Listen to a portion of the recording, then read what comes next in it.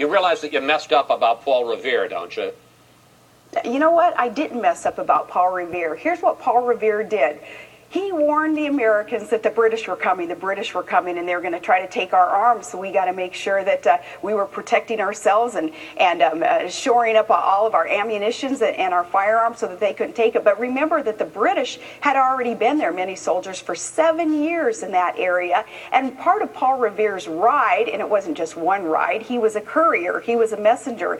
Part of his ride was to warn the British that were already there that, hey, you're not going to succeed. You're not going to take American arms. You are not going to beat our own well-armed persons, individual private militia that we have. He did warn the British. And in a shout-out, gotcha type of question that was asked of me, I answered candidly, and I know my American history. Well, I got to tell you, I wasn't sure entirely before I asked you that question, so I went on Google to make sure that I knew as much, and we both know now.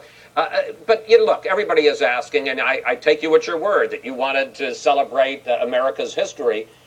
But obviously, you're a player in the 2012 campaign. Has the response that you got over the last week, has it changed your mind at all as you make the deliberation as to whether or not to run? It hasn't changed my mind as to whether I want to be a candidate or not, Chris, but the response that I've received along the trail, my family and I, from we the people, from people saying, please, somebody has got to be honest with the public and let Americans understand where our country is headed. These